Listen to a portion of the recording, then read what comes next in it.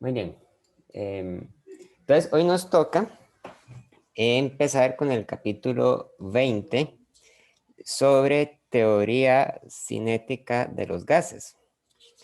El capítulo 20 es muy bonito, es un capítulo bastante conceptual, pero también tiene muchas fórmulas, por lo que yo les aconsejo que de todas formas se lo lean, ¿verdad? Para estudiar, digamos, a profundidad el significado de todo lo que viene aquí. Básicamente, la teoría cinética de los gases es una teoría estadística, en el sentido de que en una teoría estadística nosotros renunciamos a la pretensión de querer estudiar el comportamiento de cada molécula individual en un gas, ¿verdad? Primero porque no es posible, ¿verdad? Y segundo porque en realidad no hace falta. Uno no necesita conocer la posición y la velocidad de cada molécula en un gas para poder tener una idea de las propiedades generales del gas. Porque nosotros describimos a los gases en términos de cantidades que son medibles y son observables para nosotros. Por ejemplo, nosotros podemos hablar acerca de la presión de un gas o la temperatura de un gas, o incluso podemos hablar acerca del volumen que ocupa un gas en el espacio.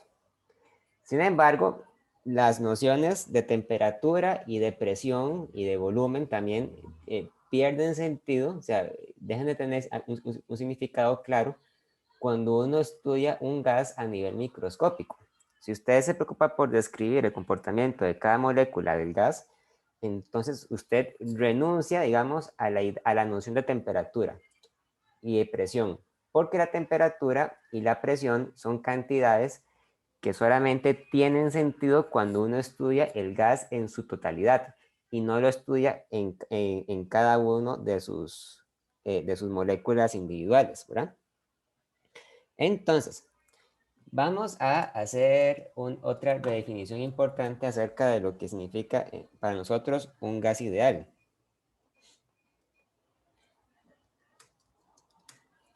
Voy a escribir aquí gas ideal.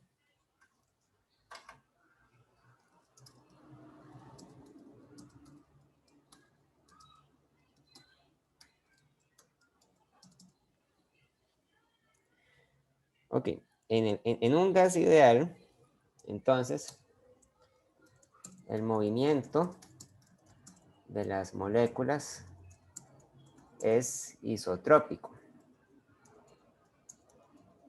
Isotrópico quiere decir que las moléculas se pueden mover hacia cualquier dirección sin ninguna razón especial, ¿verdad? Se puede mover para arriba, para abajo, para la izquierda, a la derecha, y lo hacen de todas formas. Si el gas no es isotrópico, entonces las moléculas tendrían una dirección preferencial para moverse, ¿verdad? Por ejemplo, uno podría suponer que como las moléculas se ven sometidas a la fuerza de atracción de la gravedad de la Tierra, pues deben tener cierta propensión a moverse hacia abajo. Sin embargo, nosotros vamos a asumir que las moléculas de un gas no hacen eso.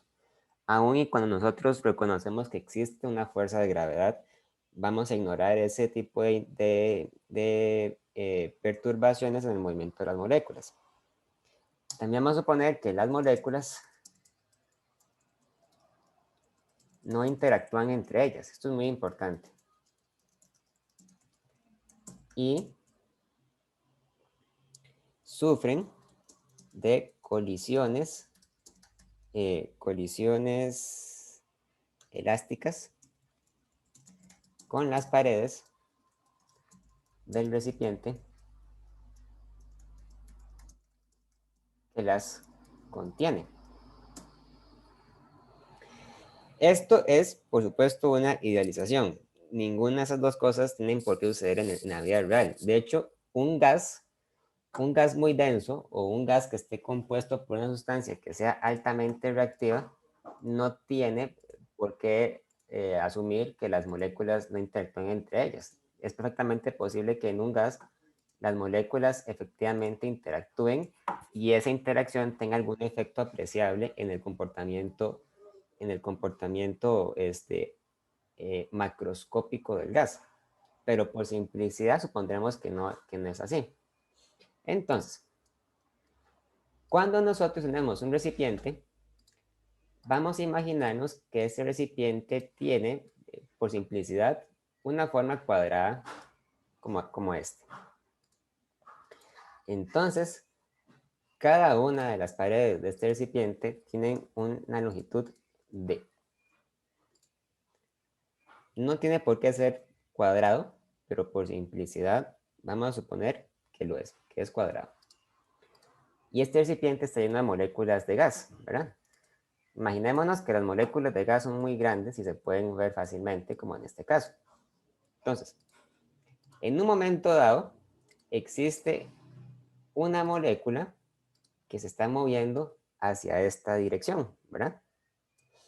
Entonces, cuando esta molécula se mueve hacia esta dirección, nosotros esperamos que esa molécula choque contra la pared de la caja y esa colisión va a ejercer cierta fuerza sobre la pared, ¿verdad?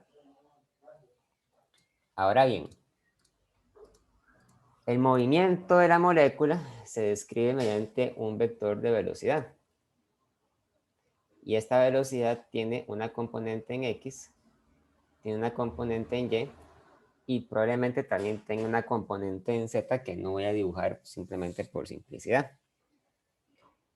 Y cuando la molécula pega contra la pared y rebota, entonces el movimiento de la molécula sucede hacia esta otra dirección, ¿verdad? La molécula rebota y se mueve hacia acá.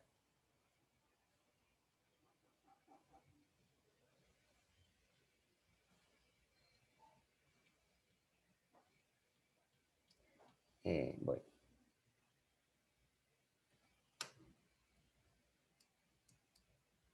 hacia acá.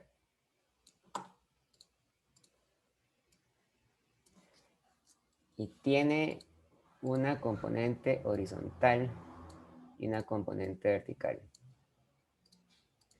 Yo podría llamar a esto la velocidad inicial y a esto la velocidad final. A esto lo llamo la velocidad final en Y, la velocidad inicial en Y, la velocidad inicial en X y a esto la velocidad final en X. Entonces, la gracia de todo esto es que yo puedo decir que en un choque elástico, la velocidad final en Y va a ser igual a la velocidad inicial en Y. Y la velocidad final en X va a ser igual a menos la velocidad inicial en X. Es decir, la componente en Y queda igual y la componente en X también, con la diferencia de que se invierte la dirección en el eje X. La molécula a la hora de rebotar se devuelve hacia la izquierda. Entonces, la molécula sufre un cambio en la cantidad de movimiento que, bueno, es igual a masa por velocidad final en X menos masa por velocidad inicial en X. En el eje Y no hay ningún cambio en la cantidad de movimiento. Y esto es igual a menos 2 veces la masa por la velocidad inicial en X. Porque la componente en X es igual, ¿verdad? Entonces, lo que uno dice ahora es que uno aplica a esta situación el teorema del impulso y la cantidad de movimiento.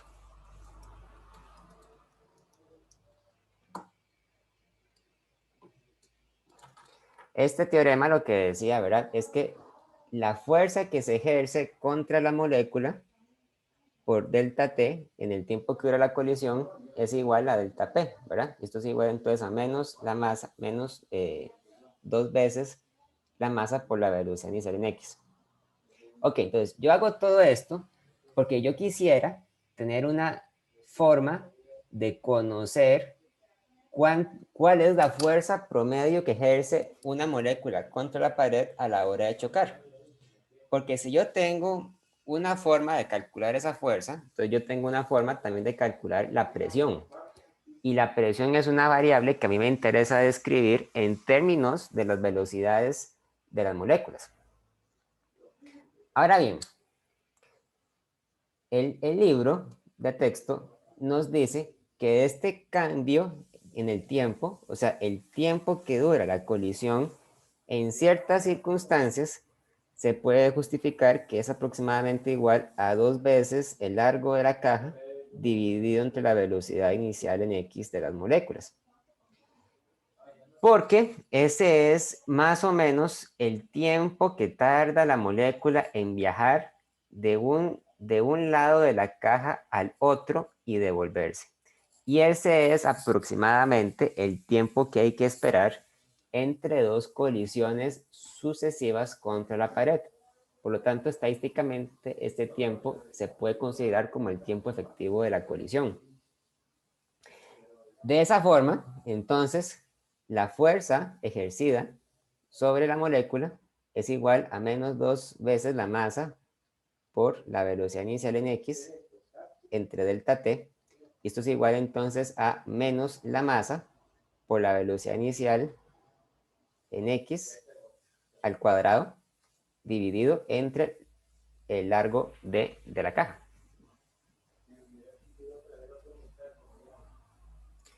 Y por último, nosotros calculamos más bien lo que es ahora la fuerza sobre la pared. Porque esa era la fuerza sobre la molécula, y ahora quiero saber la fuerza sobre la pared. La tercera ley de Newton me dice que esa fuerza es igual a la fuerza ejercida contra la molécula, pero en la dirección opuesta. Es decir, básicamente esa fuerza tendría que ser igual a más la masa por la velocidad inicial en x al cuadrado dividido entre la distancia de la caja, entre el largo de la caja. Es decir, es lo mismo que esta, nada más que negativo, o sea, positivo en realidad, porque esta es la fuerza, esta es la fuerza sobre la molécula y esta es la fuerza sobre la pared.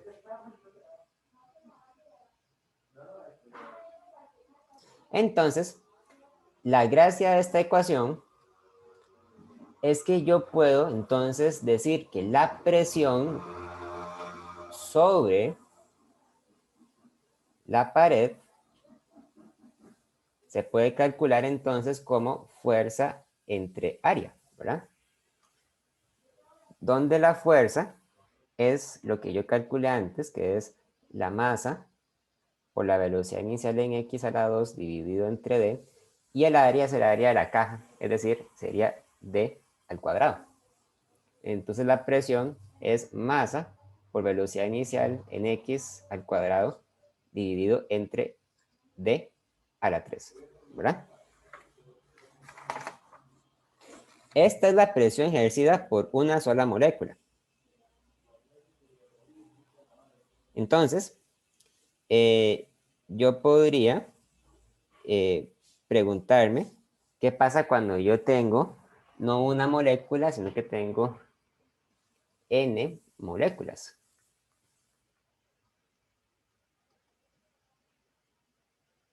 Entonces, para n moléculas, yo podría decir que esta presión es igual a la masa de cada molécula dividido entre d a la 3 multiplicado por la sumatoria de la velocidad de cada molécula en el eje x elevado al cuadrado para n moléculas, ¿verdad? Aquí vamos a hacer una cosa, vamos a suponer que a partir de ahora la letra I representa el índice de la molécula número I y ya no representa necesariamente I de inicial, sino que simplemente es la velocidad en X de cada molécula. Entonces, esto que está acá es muy parecido a un promedio. En realidad yo puedo decir que esto es igual a la masa de cada molécula dividido entre d a la 3 multiplicado por n y multiplicado por la velocidad en x al cuadrado promedio. ¿Okay? Donde esto que está acá es la velocidad en x al cuadrado promedio y se define como la sumatoria de I hasta N de la velocidad en X de cada molécula al cuadrado dividido entre N moléculas.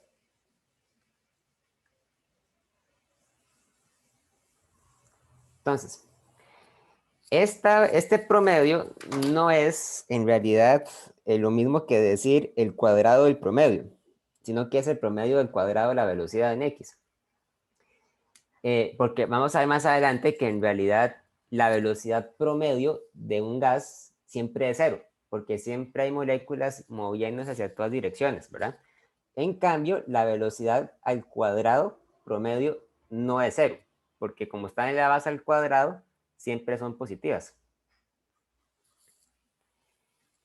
Y por último, nosotros vamos a suponer que como el gas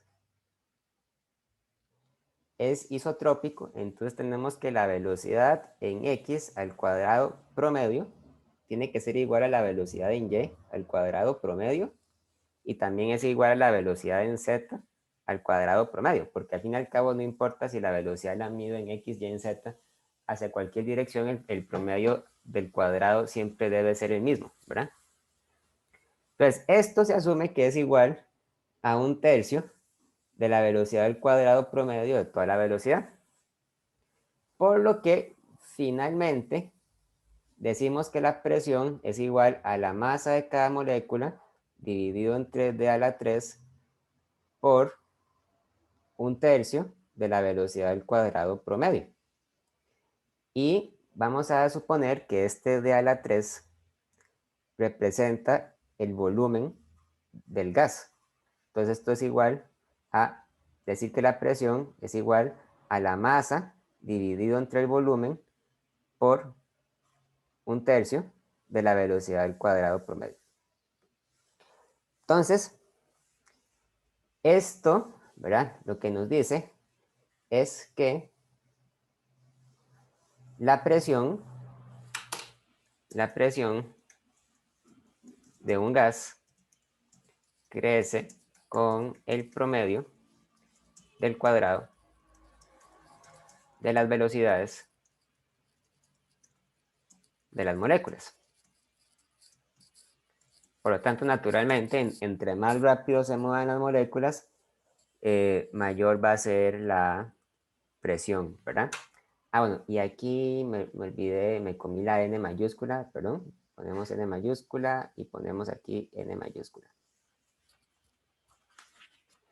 Ok. Entonces, llegamos a la conclusión entonces de que la presión es igual a N entre, bueno, en realidad es igual a a 1/3 de N entre V por la masa de cada molécula por la velocidad al cuadrado promedio. Pero la fórmula de un gas ideal nos decía, que hemos visto hace 2 semanas, nos decía que para un gas la presión es igual al número de moles entre V por la constante de Boltzmann por la temperatura, ¿verdad?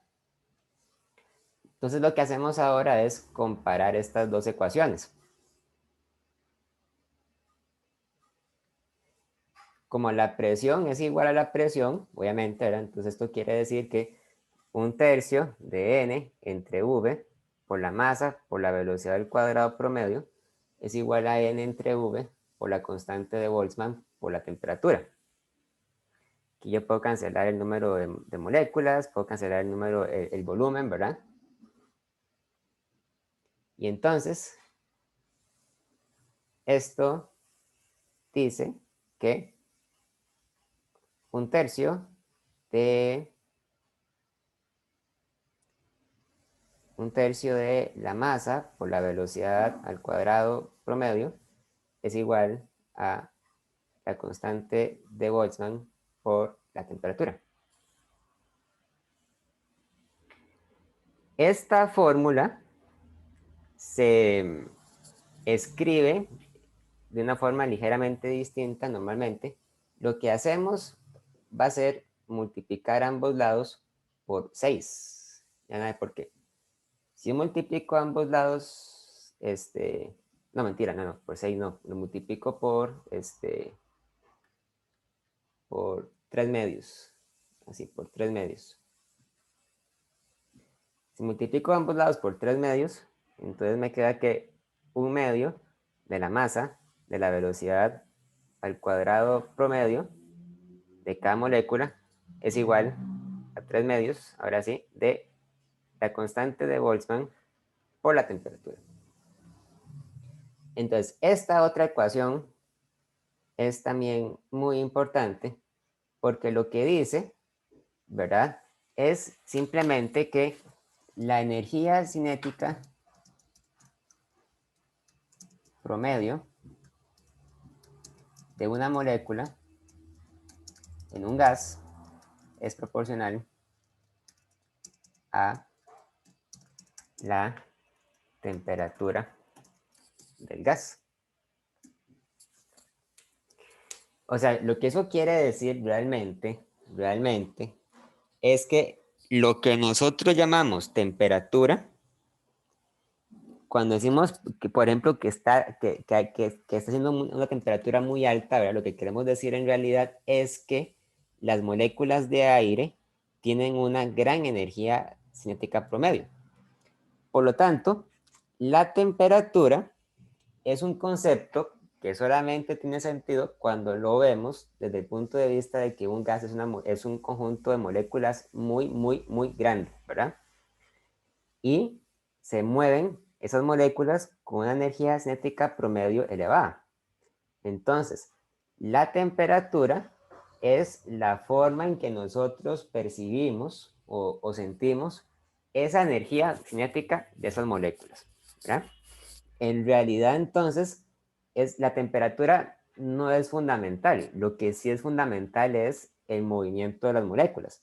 Sin embargo, para nosotros resulta más conveniente estudiar un gas en términos de la temperatura, porque al fin y al cabo, la temperatura es lo que podemos medir.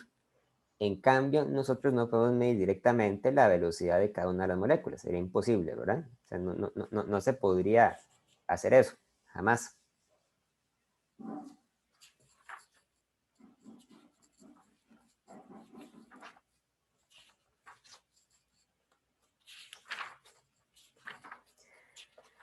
Vamos a ver, hasta aquí, ¿alguna pregunta, alguna duda?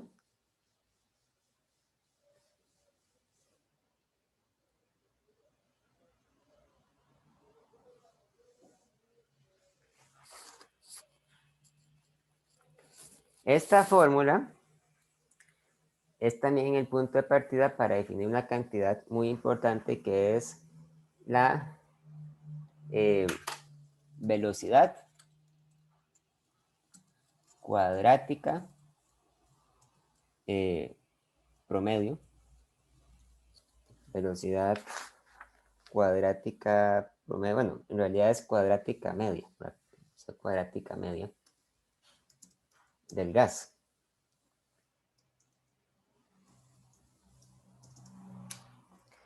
Yo empiezo a partir del hecho de que yo tenía entonces que un medio por la masa, por la velocidad al cuadrado promedio, es igual a 3 medios de la constante de Boltzmann por la temperatura. Entonces yo tengo que la velocidad, la velocidad al cuadrado promedio es igual a 3 veces la constante de Boltzmann por la temperatura entre la masa. Entonces defino la velocidad cuadrática promedio, que se escribe como VRMS, por sus siglas en inglés esto se llama root mean square, como la raíz cuadrada de la velocidad al cuadrado promedio, ¿verdad? Y esto es entonces la raíz cuadrada de 3 veces K por T entre M. La velocidad cuadrática promedio es una forma conveniente de decir entonces cuál es la velocidad ¿Cuál es una velocidad, digamos, representativa de las moléculas de gas? Vean que esto, sin embargo, no es lo mismo que decir la velocidad promedio. Y es muy fácil ver por qué. En un recipiente que está lleno de moléculas de gas, yo voy a tener moléculas que se encuentran en lugares aleatorios, ¿verdad? En diferentes lugares y se mueven con diferentes velocidades. Entonces, en un momento dado, es posible que una molécula vaya hacia acá, otra va a ir hacia acá, otra va a ir hacia acá, otra va a ir hacia acá, otra va a ir hacia acá, otra va a ir hacia acá, otra va a ir hacia acá, otra va a ir hacia acá. Entonces, es bastante probable, por no decir que es un hecho, ¿verdad? Que si el número de moléculas es muy grande, entonces la velocidad promedio de las moléculas siempre va a ser cero, ¿verdad? Porque en promedio el gas no se mueve junto hacia alguna dirección, sino que las moléculas individuales se mueven hacia diferentes lugares. En cambio, lo que tiene sentido calcular es justamente esto, la velocidad cuadrática media, porque esta velocidad uno la puede entender como la raíz cuadrada del promedio de el cuadrado de las velocidades.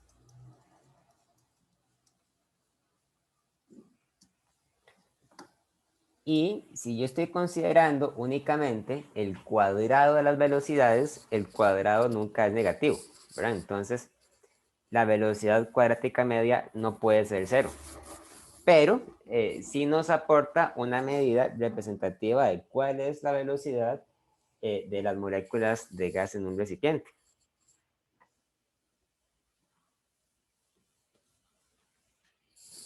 ¿Ok? ¿Alguna pregunta, alguna duda?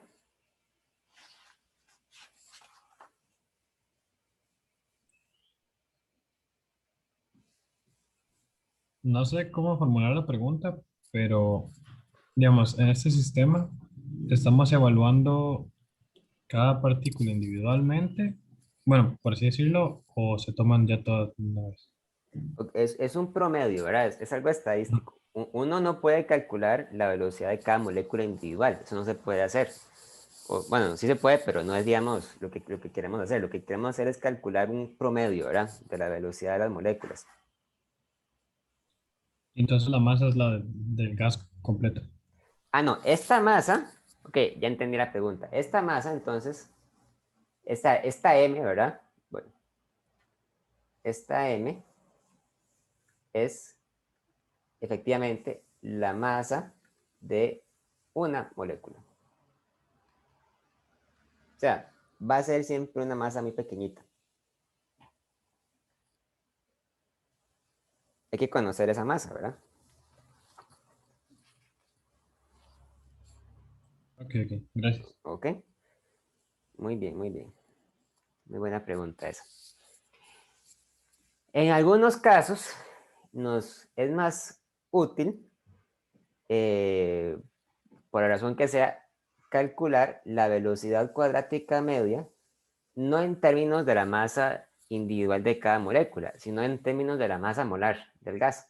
Entonces, ahí yo tendría que decir que esto es igual a 3 veces la constante R del gas ideal dividido entre M mayúscula, donde M mayúscula es la masa molar, ¿verdad? Recuerden que la masa molar es, generalmente la medíamos en gramos entre mol, ¿verdad? Era una propiedad que se usa mucho en el curso de química general.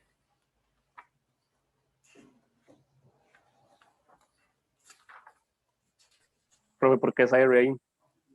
Porque esa R es la constante del gas ideal, es diferente, ¿verdad? Ah, bien, bien. Constante del gas ideal. En cambio, la K es la constante de Boltzmann. Ustedes ahí pueden ver en el libro el valor de esas constantes. La constante de Boltzmann. Hagamos un ejemplo. Hagamos el problema El problema 4. Voy a pasar una foto del problema 4.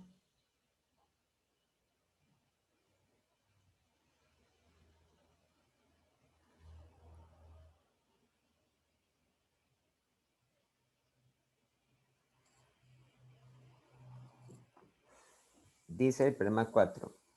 Oxígeno, modelado como un gas ideal, está en un recipiente y tiene una temperatura de 77 grados Celsius. ¿Cuál es la magnitud promedio RMS? Bueno, ¿cuál es la magnitud promedio RMS de la cantidad de movimiento de las moléculas de gas en el recipiente? Ok, eso se puede calcular con la velocidad cuadrática media. Entonces, en el problema 4 nos dicen que tenemos oxígeno, ¿verdad? Nada más para que lo recuerden, ¿verdad? El oxígeno es una molécula que normalmente, ¿verdad? Existe en la forma diatómica. O sea que existe como una molécula de O2, ¿verdad? Cuando el oxígeno se encuentra en su forma diatómica, entonces la masa molar del oxígeno es aproximadamente igual a 32 gramos entre mol, ¿verdad? Y esto es igual a 32 por 10 a la menos 3 kilogramos entre mol, cuando nosotros queremos representar esto en unidades del sí, ¿verdad? Por otro lado, nos dicen que la temperatura a la que se encuentra este oxígeno es de 77 grados Celsius. Esto hay que pasarlo a Kelvin. Entonces le sumamos 273.15 Kelvin para que nos dé al final, vamos a ver cuánto da eso. Un momento.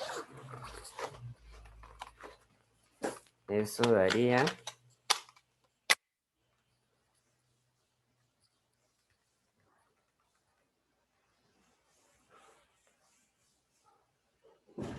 350.15 Kelvin, ¿verdad? Entonces, la velocidad cuadrática media es igual a la raíz cuadrada de 3 veces la constante del gas ideal por la temperatura entre la masa molar. Y eso, vamos a ver, es igual a 3 veces 8.31 joule entre mol Kelvin, ¿verdad? Por 350.15 Kelvin.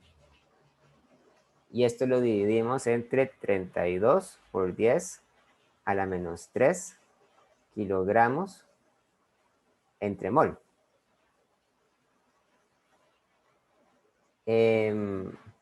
Ok. Vean entonces que yo aquí tendré que cancelar este Kelvin con este Kelvin.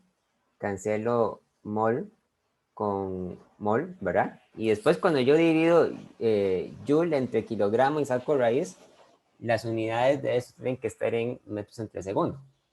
Entonces esto da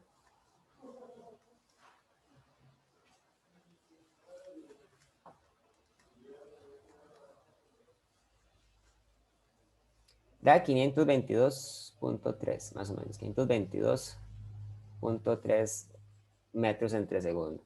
La velocidad cuadrática media de las moléculas de oxígeno a esa temperatura es de 522.3 metros entre segundo. Podría parecernos que es muy grande, ¿verdad? Pero no nos debería sorprender. Al fin y al cabo, 77 grados Celsius es una temperatura muy alta, ¿verdad? Obviamente, a medida que la temperatura va subiendo, va aumentando la velocidad cuadrática media. Pero bueno, ahí lo que dice es cuál es la magnitud promedio RMS de la cantidad de movimiento lineal de las moléculas de gas en un recipiente. Entonces ahí tendríamos que calcular lo siguiente. Para calcular la cantidad de movimiento RMS, ¿verdad? Será multiplicar la masa de cada molécula de oxígeno por la velocidad cuadrática media, que ya la conocemos, ¿verdad? Ahora, la masa de una molécula siempre es igual, entonces, a la masa molar multiplicada, o perdón, dividida entre el número de Avogadro, ¿ok? Porque esto entonces sería igual a 32 por 10 a la menos 3 kilogramos entre mol, ¿verdad? Dividido entre 6.02 por 10 a la 23 partículas entre mol. Ustedes ven, ¿verdad? Hacer esta división nos da una cantidad que tiene unidades de kilogramo entre partícula. O sea, la masa de una partícula individual, ¿verdad? Obviamente partícula no es una unidad oficial, pero conceptualmente se comporta como si fuera una unidad. Entonces, cada molécula de oxígeno tiene una masa de 5.31 por 10 a la menos 26 kilogramos. Obviamente, ¿verdad? La masa de las moléculas siempre es un número muy pequeño, ¿verdad? No nos debería sorprender que sea así de pequeño. Y entonces, la cantidad de movimiento lineal RMS sería 5.31 por 10 a la menos 26 kilogramos por 522.3 metros entre segundo, y eso da 2.78 por 10 a la menos 23 kilogramos por metro entre segundo. Muy pequeño, ¿verdad? Por supuesto.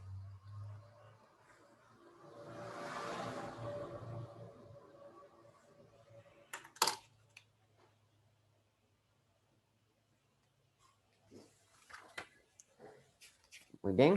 ¿Alguna pregunta?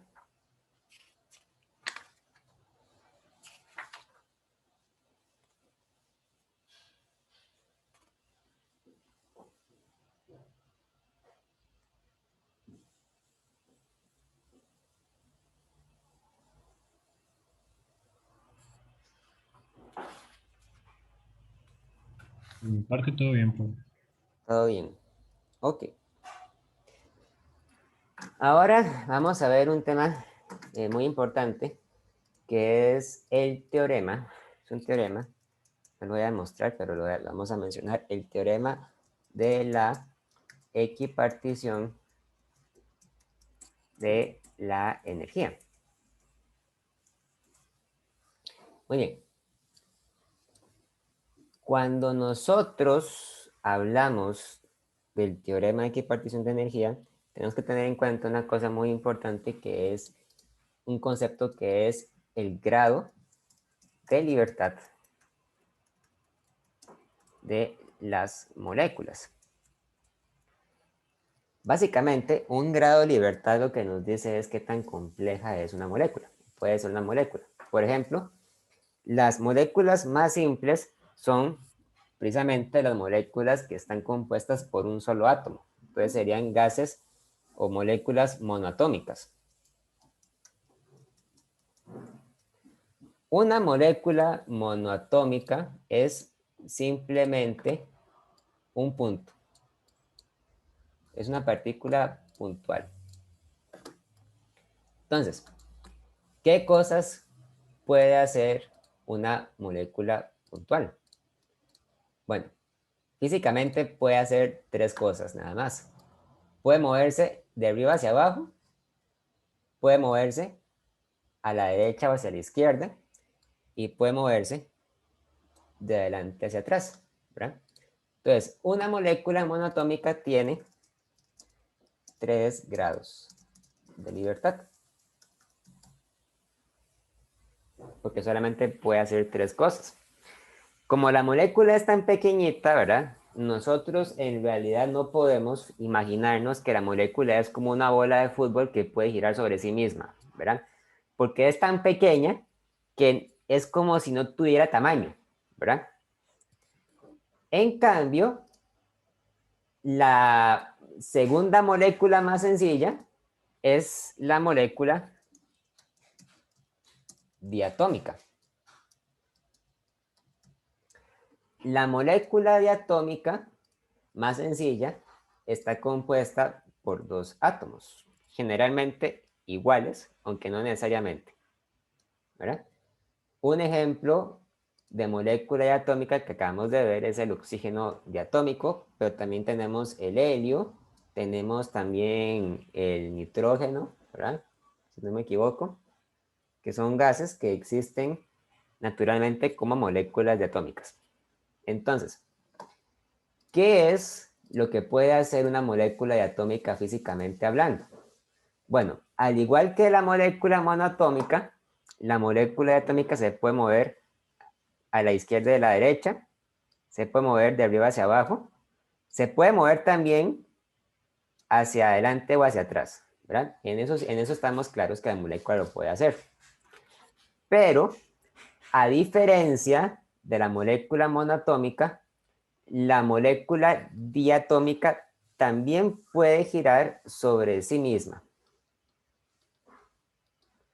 Entonces, ¿cómo representamos ese movimiento sobre sí mismo? De la siguiente forma. La molécula puede rotar, digamos que este es llamemos a este el eje X, el eje Y y el eje Z, ¿ok? Entonces, la molécula puede girar alrededor del eje X y puede girar alrededor del eje Y. O sea, puede girar alrededor de sí misma. Lo que no puede hacer es girar alrededor del eje Z.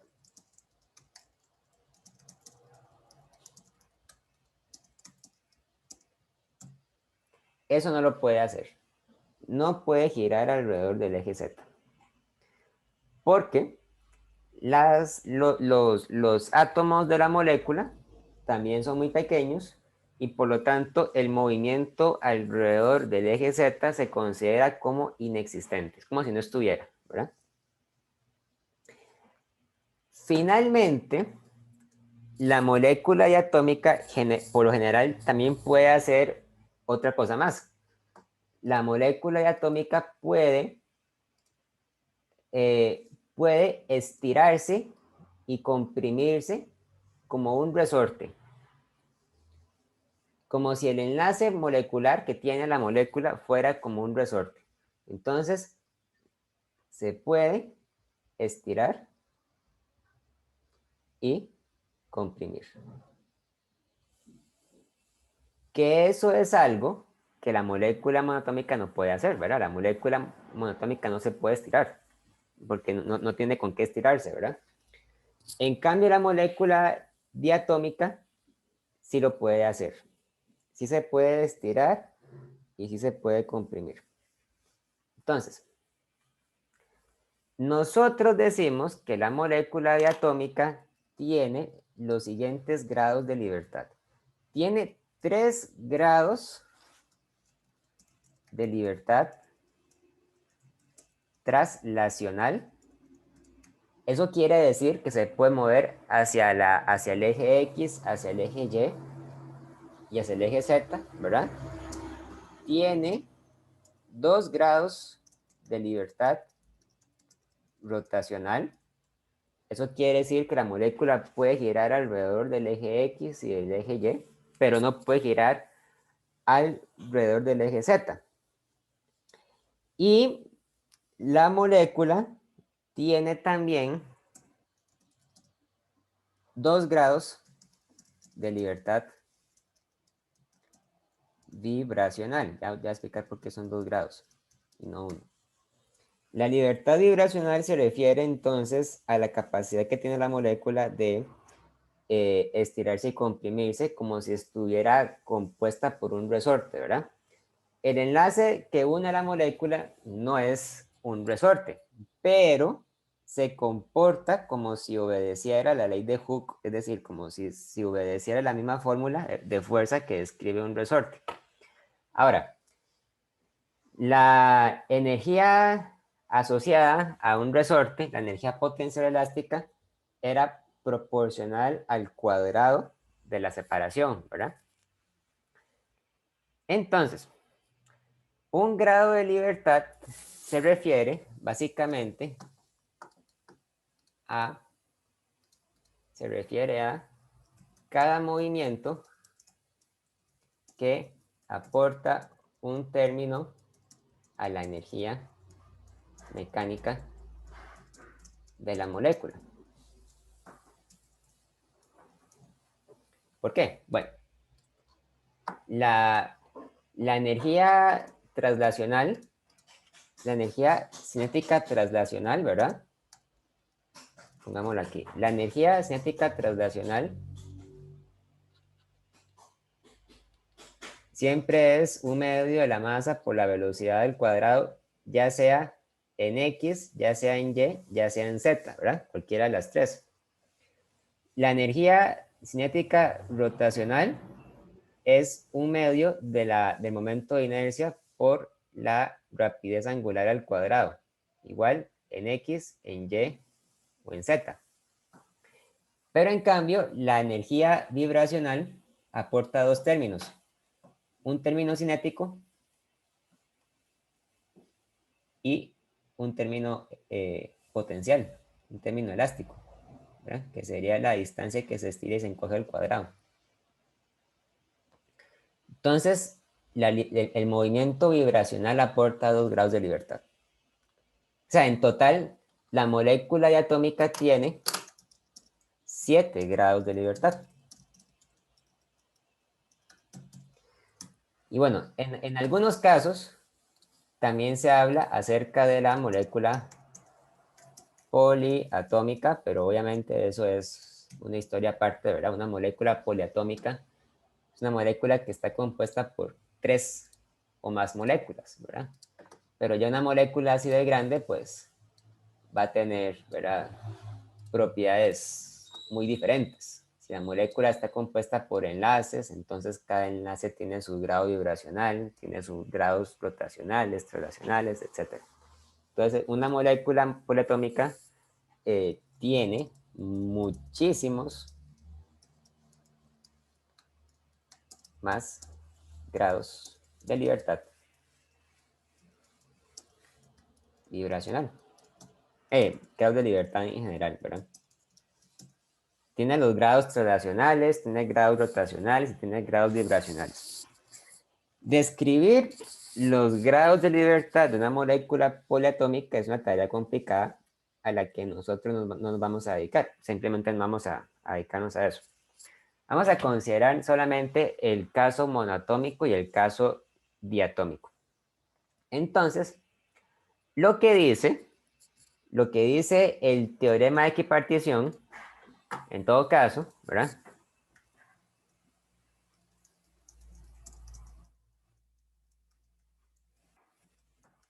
es que por cada grado de libertad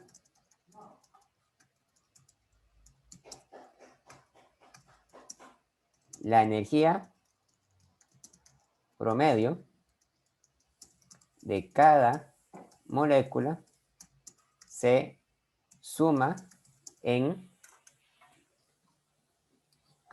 bueno, se le suma, en realidad pongamos, se le suma un medio de la constante de Boltzmann por la temperatura. Entonces, lo que esto quiere decir, ¿verdad?, es que para la molécula monoatómica, la energía promedio de cada molécula sería 3 veces un medio de kT. O sea, sería 3 medios de kT, que es justamente lo que pasaba en este caso, ¿verdad? Que decíamos que la energía de cada molécula era 3 medios de kT, porque la energía de una molécula monoatómica es solamente la energía traslacional y nada más. Pero en cambio, para el caso de una molécula diatómica,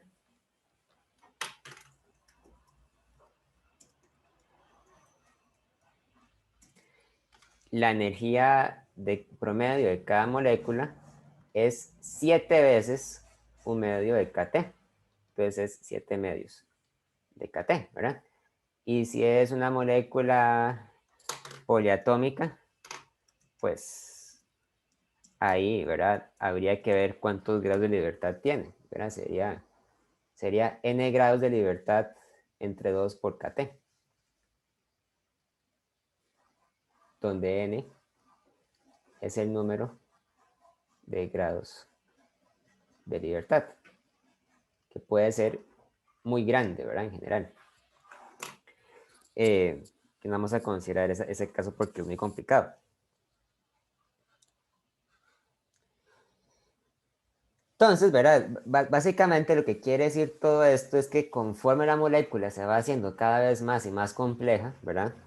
Entonces, un aumento de temperatura genera nuevas formas en que la molécula puede almacenar energía.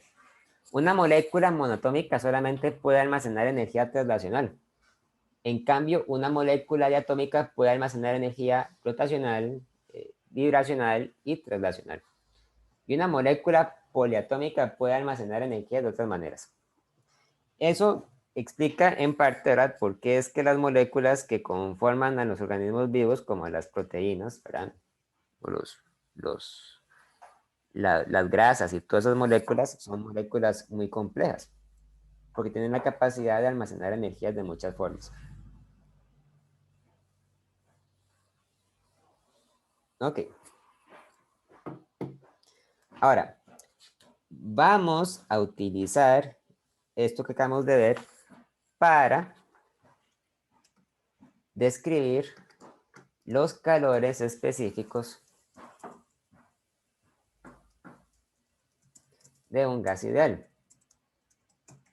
La vez pasada yo les había hablado acerca de los calores específicos, ¿verdad? Que era la cantidad de calor que hay que añadir por unidad de masa para elevar la temperatura de una muestra de una sustancia. Aunque solamente aporté ejemplos de calor específicos de sólidos y líquidos. Eso es porque los calores específicos en un gas son más complicados. De hecho, dependen de cuál es el proceso que hace el gas, en todo caso, ¿verdad? Entonces vamos a considerar primero un gráfico de presión-volumen. Una pregunta, perdón. Sí. En las ecuaciones que acabamos de sacar, cada esta constante de Boltzmann. Sí, siempre que escribo acá me estoy refiriendo a la constante de Boltzmann. Esta acá, ¿verdad?, es la constante de Boltzmann. Sí, ok, A ver. gracias. Muy bien. Voy a dibujar dos isotermas en este gráfico. Recuerden que las isotermas son los puntos que se encuentran a la misma temperatura. Entonces vamos a decir que los puntos en esta línea, otra vez, en esta línea, se encuentran a una temperatura, otra vez, una temperatura T1. Y estos se encuentran en la temperatura T2, donde T2 es mayor que T1. Ahora, vamos a imaginar que tenemos un gas ideal y ese gas va a pasar de una temperatura T1 a una temperatura T2 de dos maneras distintas. Una forma de hacerlo es haciendo un proceso a presión constante. En ese caso, el gráfico, el camino que sigue es un camino horizontal. Y otra forma de hacerlo es haciéndolo a volumen constante. En ese caso, el camino que sigue es un camino vertical, ¿verdad?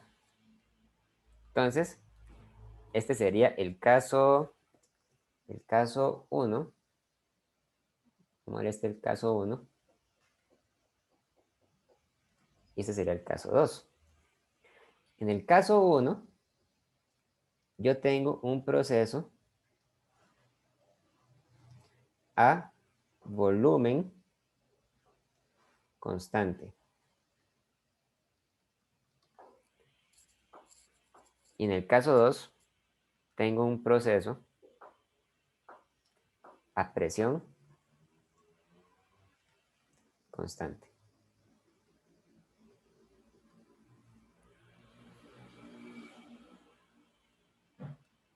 Voy a compararlos.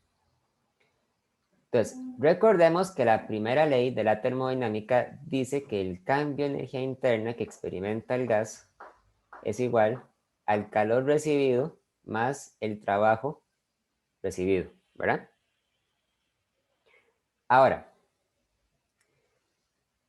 vamos a introducir una fórmula nueva. Vamos a decir que el calor recibido en un proceso a presión, a volumen constante es igual al número de moles N del gas por una constante CV por delta T, donde CV es igual al calor específico a presión constante. El calor específico a presión constante. Ahora, ustedes recordarán de la clase pasada que habíamos dicho que para un proceso que sucede a volumen constante, el trabajo realizado sobre el gas es cero. Porque en un proceso a volumen constante, el gas no se expande ni se contrae, entonces las fuerzas que actúan sobre el gas no lo deforman y por lo tanto no hay trabajo, ¿verdad?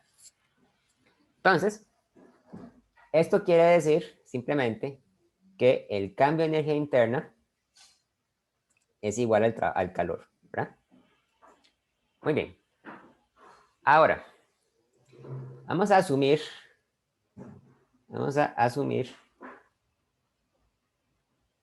un gas monoatómico.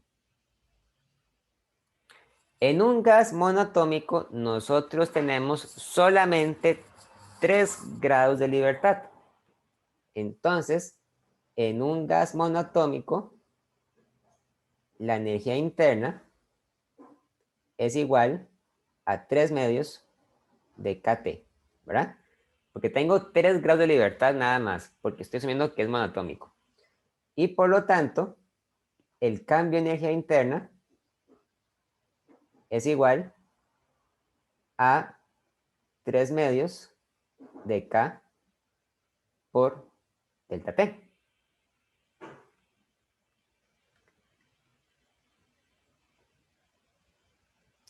Chicos, perdón, alguien me hizo un comentario muy importante aquí, perdón, aquí me equivoqué de palabra. Esto no es presión, esto es volumen constante.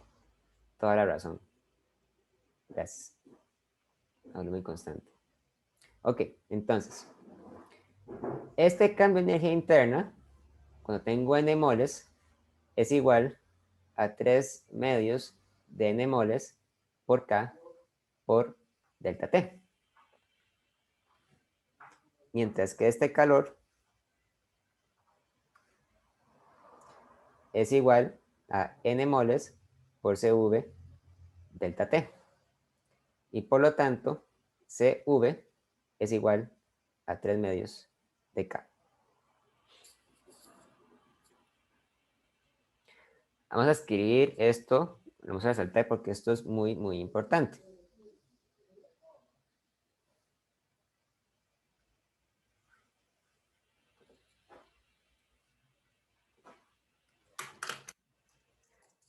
Para un gas ideal monoatómico,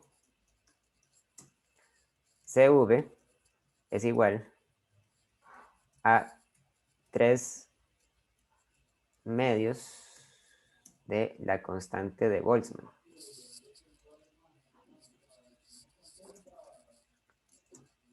por cada mol, por cada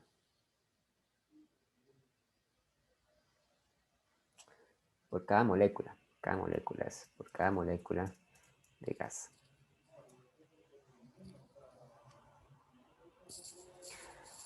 Ahora, vamos a ver que cuando el gas hace este proceso, pero a presión constante, o sea, el proceso número 2, el calor específico no es 3 medios, sino es distinto, es mayor. Entonces, cuando la presión es constante, voy a suponer que ahora la fórmula para calcular el calor va a ser N por Cp por delta T, donde Cp es calor específico, ahora sí, a presión constante. También observamos que cuando el gas realiza un proceso de expansión a presión constante, el gas está aumentando de volumen, ¿verdad? Aumenta de volumen conforme aumenta de temperatura. Entonces, el trabajo que recibe el gas es negativo, es menos la presión por delta V. ¿Ok? Es negativo, vamos a ver, es negativo porque el gas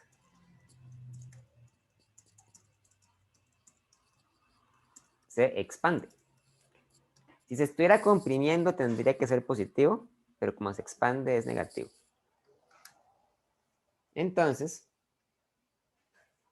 el cambio de energía interna es igual al calor más el trabajo. Y cada uno de estos términos los puedo describir individualmente, ¿verdad?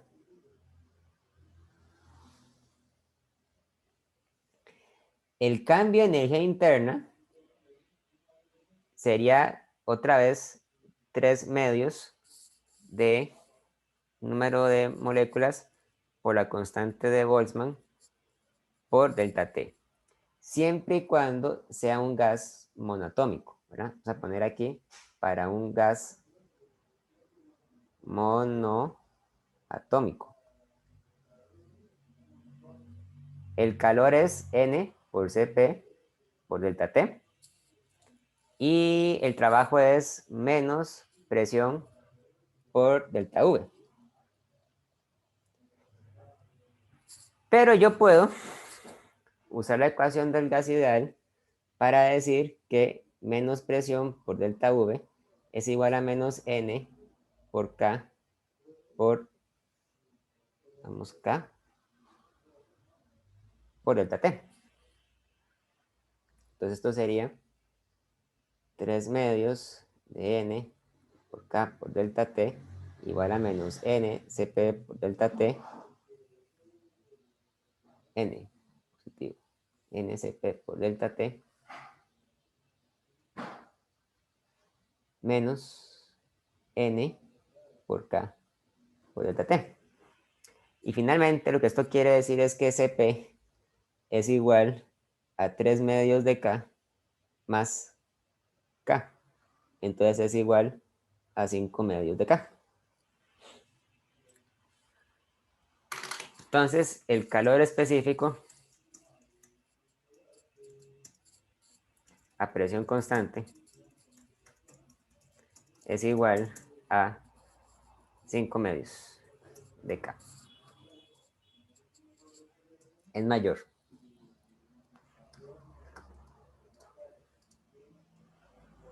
Cp, ¿verdad? 5 medios.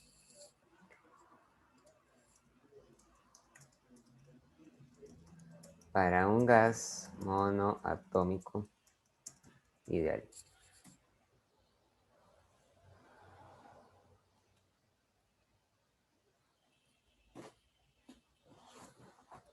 Ahora, estos resultados que les acabo de dar pueden ser distintos cuando estamos considerando un gas diatómico o un gas más complejo que un gas monoatómico, dependiendo del número de grados de libertad. Entonces, vamos a decir lo siguiente. En general, sucede que Cp siempre es igual a Cv más K, ¿verdad? Constante de Boltzmann.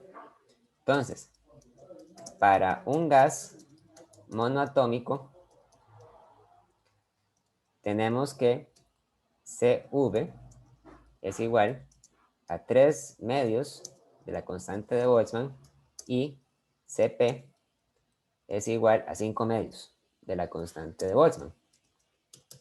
Ahora, para un gas diatómico, nosotros esperamos, o deberíamos esperar, que Cv sea igual a 7 medios, ¿verdad? De Kb. Y Cp sea igual a 9 medios. ¿Por qué 7 medios y 9 medios? Porque recuerden que el gas diatómico tiene 7 grados de libertad, ¿verdad? A diferencia del gas monoatómico que tiene 3 medios, que tiene 3 grados de libertad, nada más.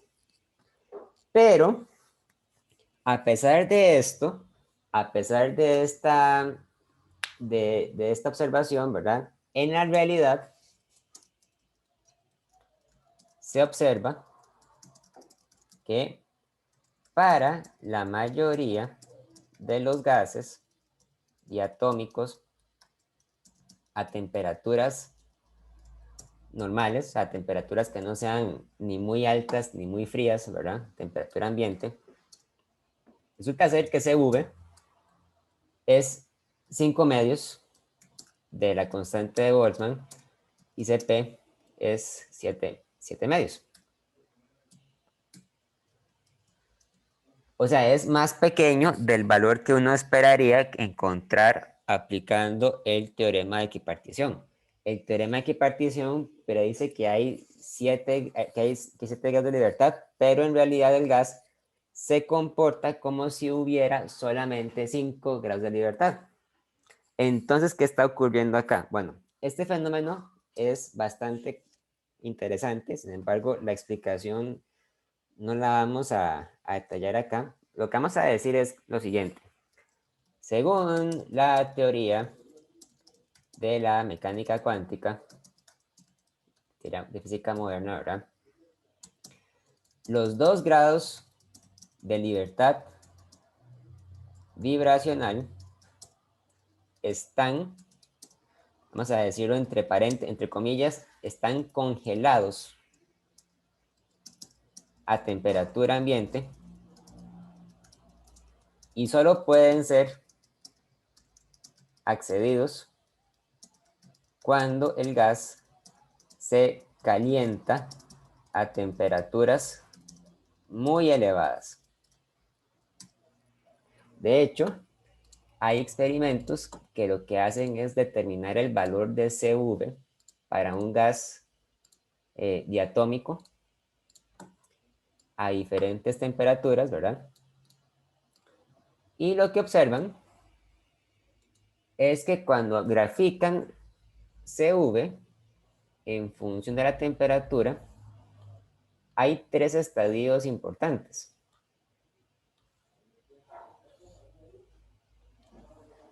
Ok, vamos a ver qué es lo que pasa acá entonces.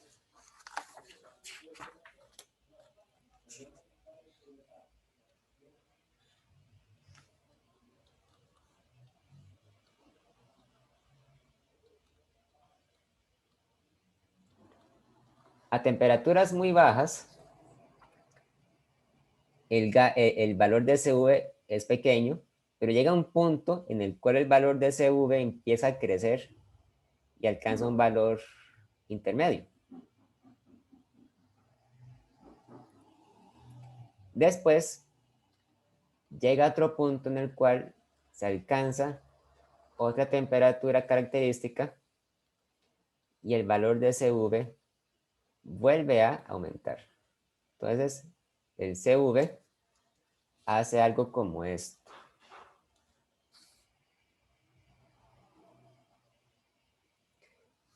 Resulta ser que estos valores que uno ve aquí corresponden a 3 medios de K, 5 medios de K y 7 medios de K.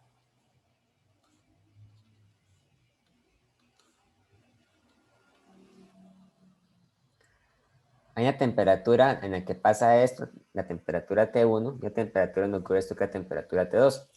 Y la temperatura ambiente anda más o menos por aquí, en este rango. Entonces, lo que sucede, ¿verdad? Es que a la temperatura T1,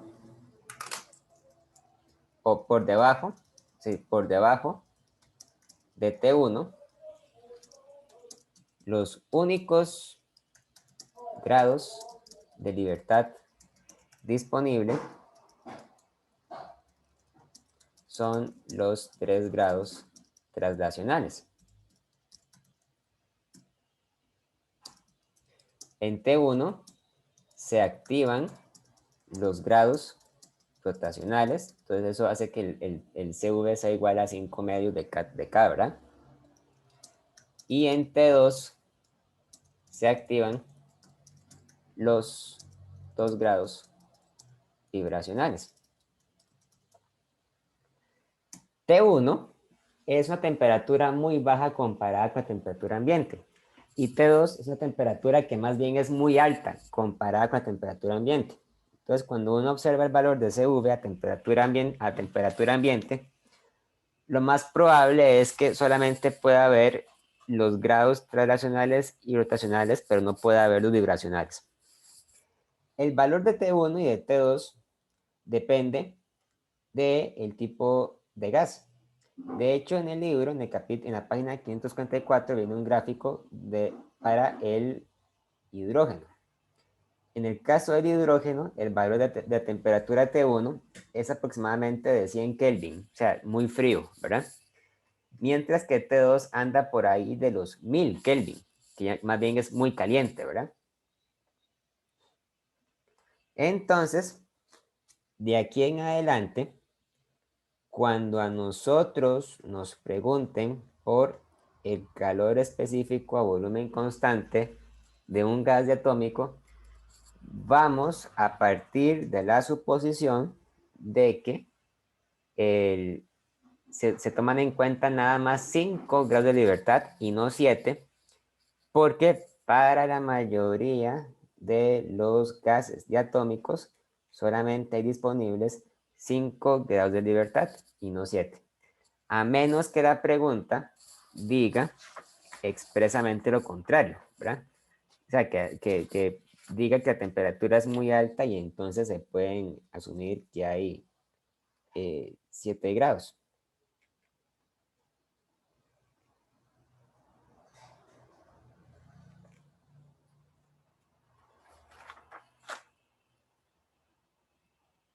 ¿Ok?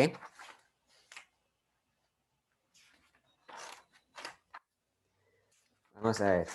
¿Aquí alguna pregunta, alguna duda?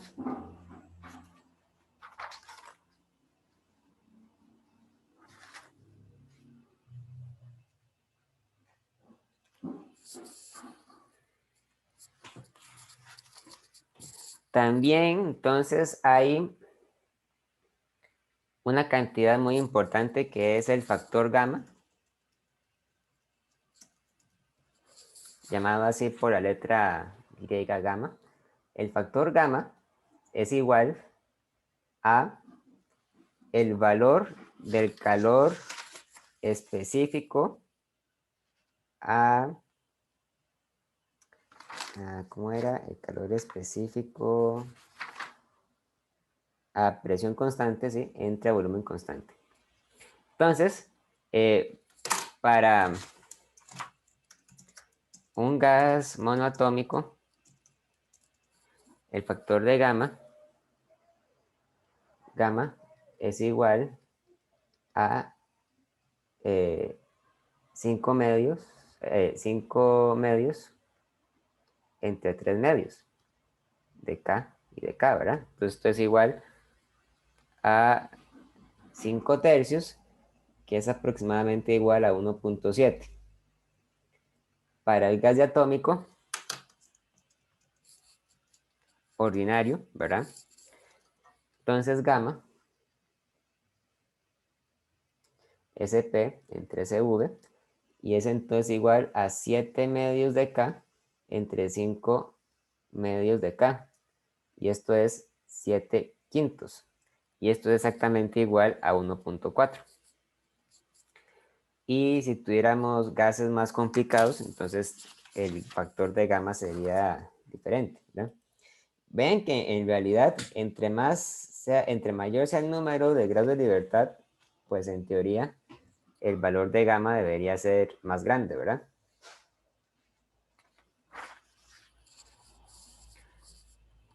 Ahora bien, todo esto se puede utilizar muy útil para describir con mayor precisión un proceso adiabático.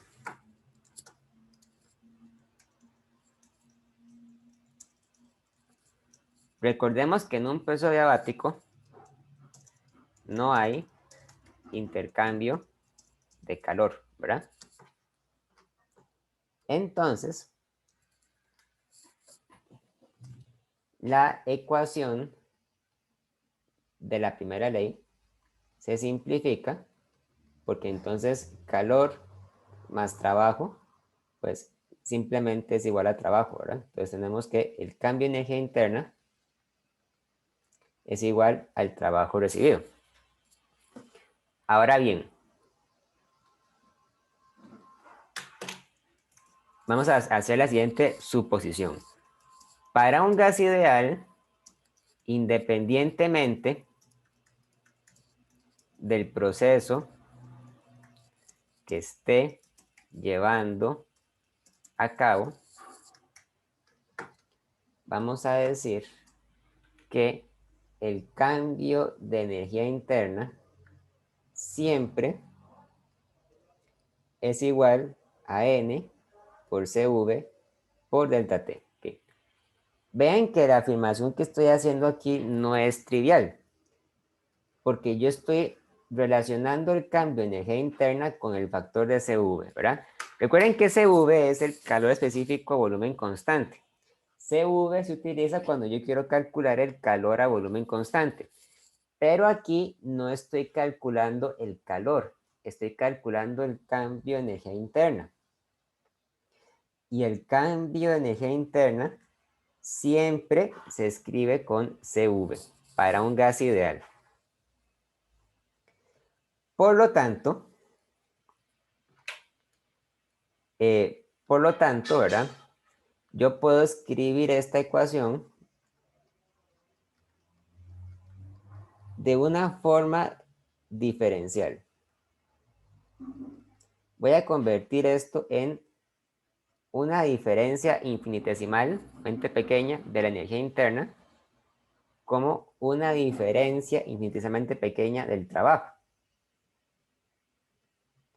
Entonces, esto lo voy a igualar a n CV dt. En lugar de poner delta, pongo d.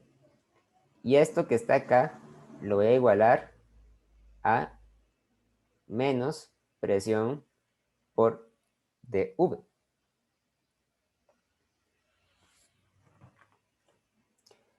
Luego, recuerdo que para un gas ideal, presión por volumen era igual a n kT, ¿verdad? Entonces, yo lo puedo escribir como una cantidad, como una ecuación diferencial. Puedo poner D por PV es igual, bueno, aquí en realidad no sería acá, aquí sería en realidad la constante R, ¿verdad? P por dV es igual a D por nRT. Y aplicando la diferenciación de un producto, esto sería entonces V de P más P de V igual a N R de T. Y por lo tanto, N de T es igual a V de P más P de V entre R, ¿verdad?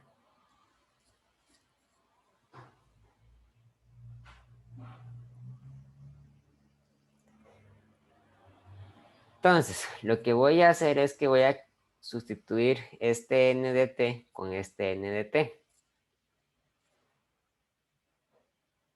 Y me queda entonces que CV entre R por V de P más P de V es igual a menos P de V.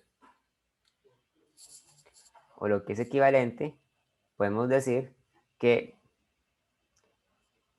CV entre R por V de P es igual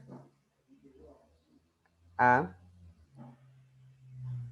menos CV por P entre R de V menos P de V. Esta ecuación se ve muy fea, una ecuación diferencial. Yo le puedo hacer algunos ajustes. Lo que voy a hacer ahora es que voy a dividir todo entre menos PV, menos PV, menos PV, de manera que esta ecuación me vaya a quedar como me queda como dP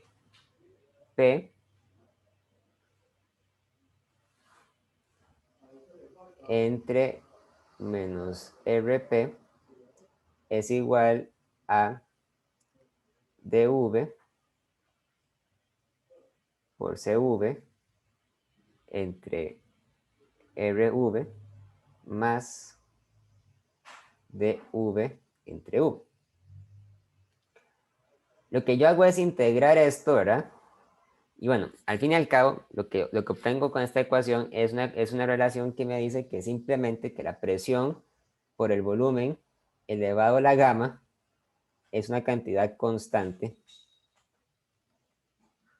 en un proceso adiabático.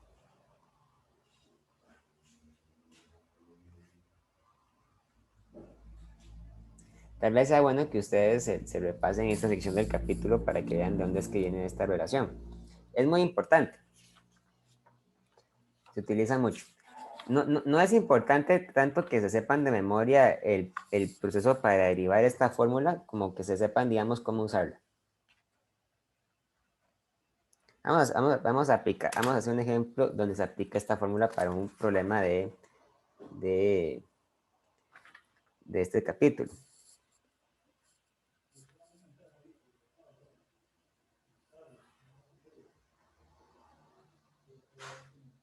Vamos a hacer el problema 18.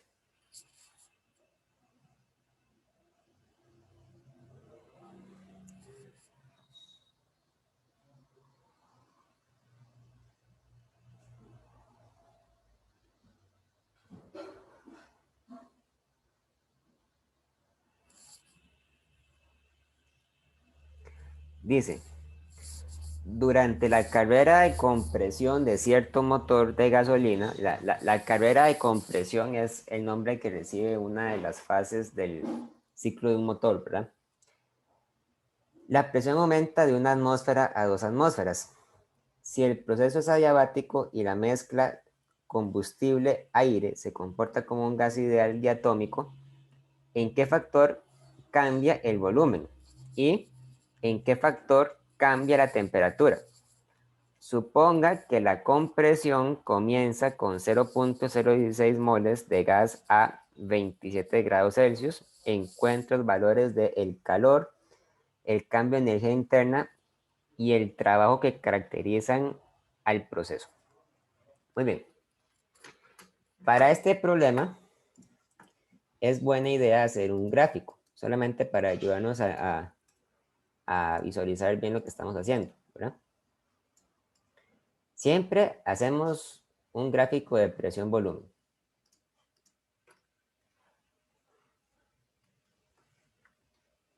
Ahora, este proceso es una compresión, ¿verdad? La palabra compresión quiere decir que el volumen se reduce. Y durante la compresión, el volumen, la presión aumenta de una atmósfera a 20 atmósferas. Entonces, más o menos, yo podría decir que el gráfico tiene este punto inicial y este punto final. Y sigue una gráfica parecida a esta. ¿Okay? Yo tengo un volumen inicial, tengo también un volumen final. Observen que el volumen inicial es mayor que el volumen final, ¿verdad? Y tengo también una presión inicial y una presión final. Pero en cambio observen que la presión inicial es más pequeña que la presión final. De hecho, el problema me dice desde un principio que la presión inicial es una atmósfera y la presión final es de 20 atmósferas. Entonces, lo que nos dicen es, primero, en qué factor cambia el volumen. Entonces, como es un proceso adiabático, porque la pregunta lo dice, como es adiabático, entonces yo sé que la presión por el volumen es una cantidad constante, a la gamma, ¿verdad? Donde gamma es el valor que se utiliza para un gas diatómico. Y en un gas diatómico gamma es igual a 1.4. En un gas diatómico. Ahora, de primera entrada, yo no sé cuál es el valor de esa constante. Lo que sí sé es que esta fórmula yo la puedo escribir de una manera que me convenga más, que es diciendo que la presión inicial por el volumen inicial a la gamma es igual a la presión final por el volumen final a la gamma. Por lo tanto, esto lo puedo acomodar como volumen final entre volumen inicial a la gamma igual a presión inicial entre presión final.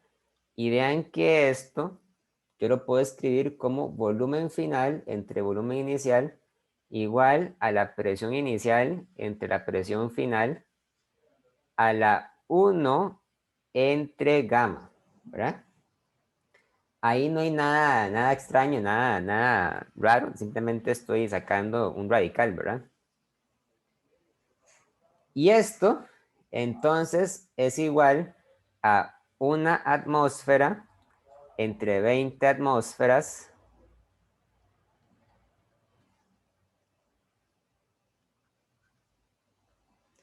elevado a la 1 entre 1.4.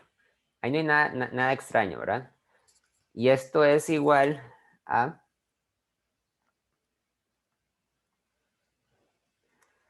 a ver, 1 entre 20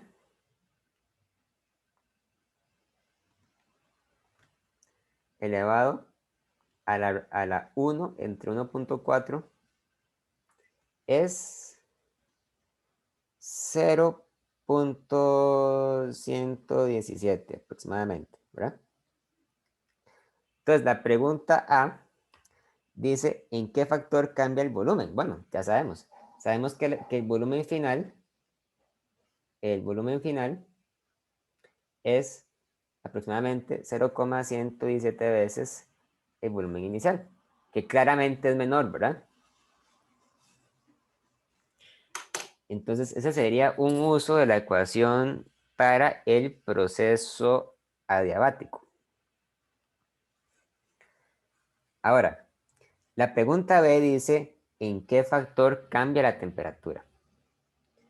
Para contestar la pregunta B, yo puedo utilizar una fórmula semejante a la que usé antes. O sea, yo podría en principio combinar esto con la ecuación del gas ideal, ¿verdad? Sin embargo, yo puedo usar la fórmula 2040 del libro que dice que la temperatura por el volumen elevado a la gamma menos 1 es una constante. Y entonces, esta fórmula se puede escribir como temperatura final al volumen final a la gamma menos 1 es igual a la temperatura inicial por el volumen inicial a la gamma menos 1. Yo puedo escribir esto como temperatura final entre volumen inicial es igual al volumen inicial entre el volumen final a la gamma menos 1, ¿verdad?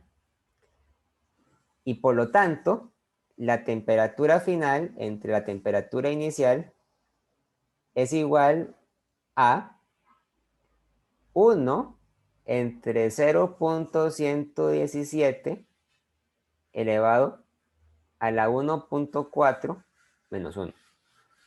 Eso se ve un poquillo raro, pero es simplemente aplicar el resultado que obtuve anteriormente, ¿verdad? Entonces, cuando yo calculo la fracción de 1 entre 0,117 elevado a la 1,4 menos 1, esto me da 2,36, etc. Entonces, la temperatura final es 2,36 veces la temperatura inicial. Que claro, esta afirmación solamente se puede hacer cuando estamos trabajando la temperatura en Kelvin, ¿verdad? No es necesariamente cierto si estamos trabajando en grados Celsius o en grados Fahrenheit. ¿Ok?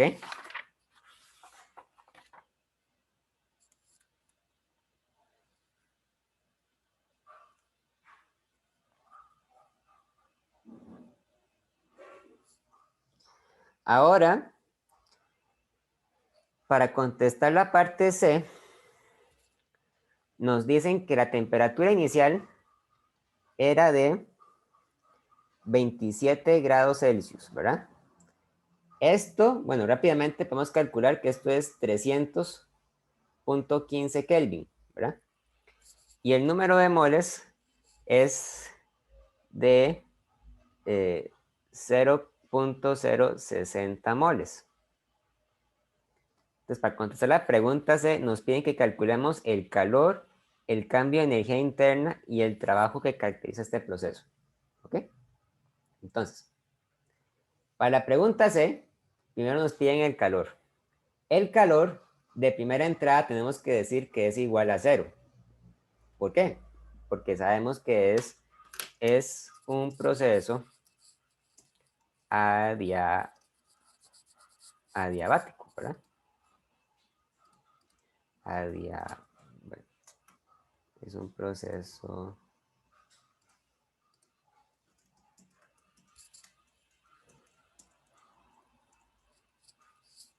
adiabático.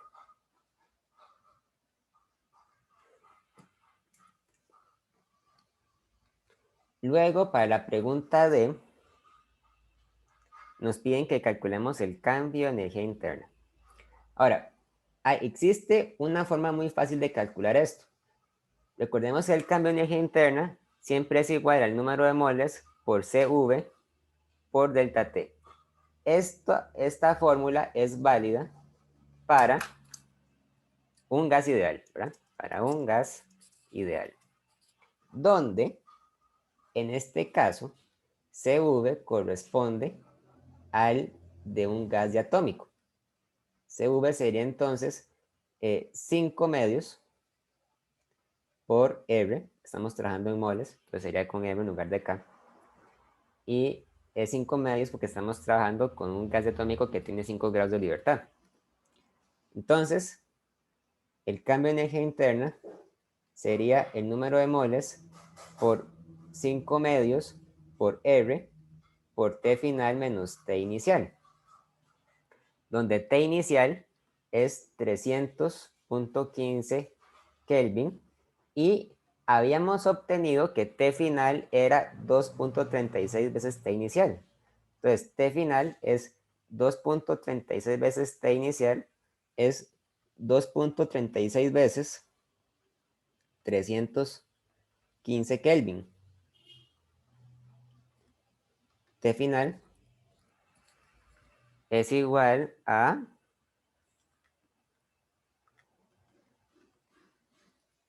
708.35 Kelvin.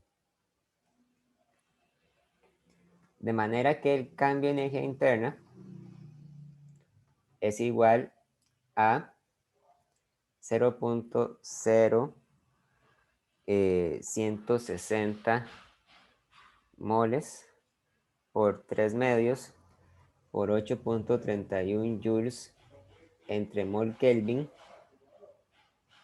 por 708.35 Kelvin menos 300.15 Kelvin. Y eso da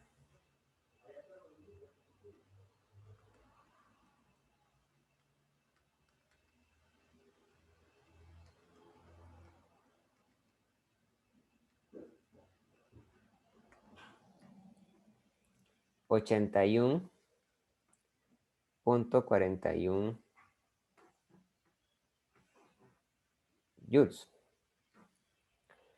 Finalmente, para la pregunta E, nos piden calcular el trabajo.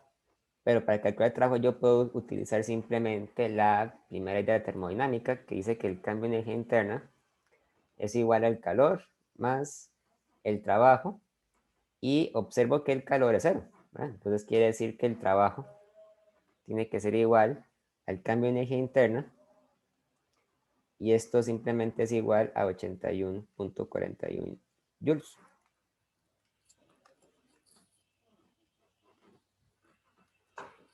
Y así es como logro resolver este ejercicio.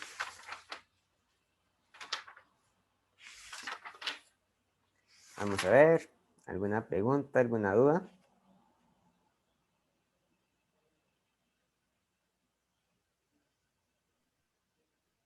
Cuando se tiene, no sé cómo preguntar exactamente, pero Ujú. está, por ejemplo, el cambio de energía interna, lo pusimos en términos de N y R, pero también podemos ponerlo, pero las otras veces lo poníamos, no, lo que busco. Con K, ¿verdad? Ajá, Ay, mira, alguien me acaba de hacer una corrección, sí, perdón, estoy equivocado. Aquí eran 5, ¿verdad? Sí, digamos, la R se utiliza cuando estamos trabajando con moles y la K cuando estamos trabajando con número de partículas. Esa es, digamos, la diferencia. entonces es flexible nada más. Sí, claro, es básicamente lo mismo, ¿verdad? Nada más es cambiar una cosa por la otra. Entonces, el cambio de energía interna es 135, sí, perdón, 135.69 y el trabajo también.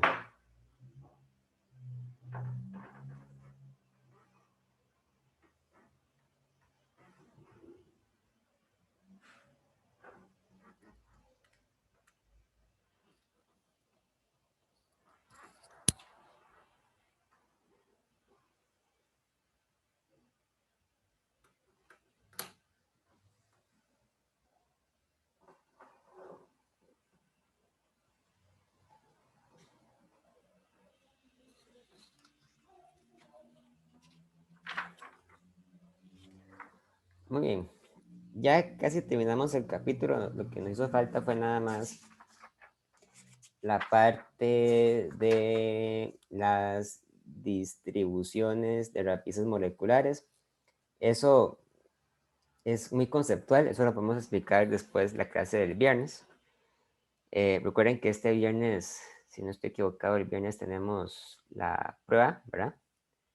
La prueba corta.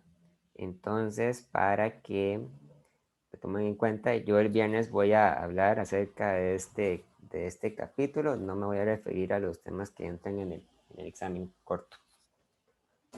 Entonces, bueno, si no hay más preguntas, más dudas,